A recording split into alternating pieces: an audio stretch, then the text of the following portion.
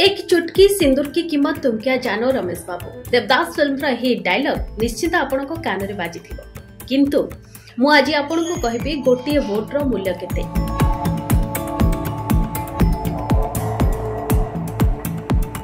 कारण जड़े नेता खंडे वोट पाई निर्वाचन हारी जाइथिले आ तांकर आशा मुख्यमंत्री हेबार सबुदिन पाई आशारे रही जाइथिला।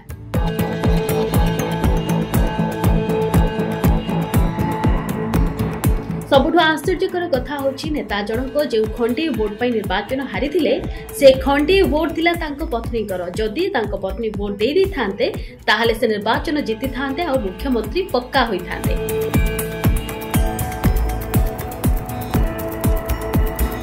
तेबे खंडे वोट पाई निर्वाचन हारी मुख्यमंत्री पद हराइथिबा नेता और केही नहंती से होछंती सीपी जोशी। आज्ञा हाँ डॉक्टर सीपी जोशी 2008 राजस्थान विधानसभा कांग्रेस मुख्यमंत्री प्रार्थी होइथिले। तेबे खंडे वोट पाई निर्वाचन हारिले और मुख्यमंत्री पद हराइले।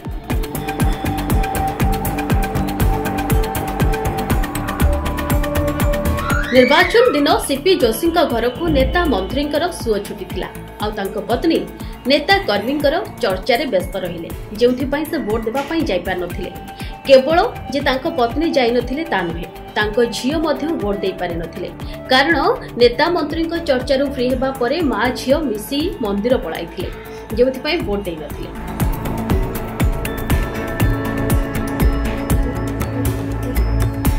तबे परे सीपी जोशी घटना को नै हाईकोर्ट जाइथिले। तांको अभियोग थिला कल्याण सिंह जे प्रतिद्वंदिता करुथिले तांको पत्नी दुईटी बूथ रु वोट देइछन्ती एवं 2017 रे हाईकोर्ट मध्य कल्याण सिंह को निर्वाचन को असिद्ध घोषणा करिथिले किंतु सेते बेलको सब किछि सरी जाइथिला।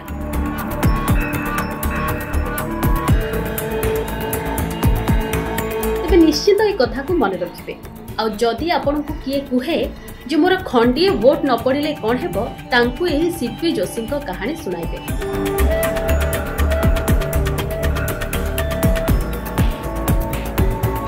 जदि आपण एक कथा मनरे मध्य आणु थांती जे मु वोट देबे नाही ताहले बिल्कुल सेमिति करंतु नाही कारण वोट देबा आम समस्तक अधिकार। वोट दियंतु निज अधिकार साब्यस्त करंतु जनहित रे जाय।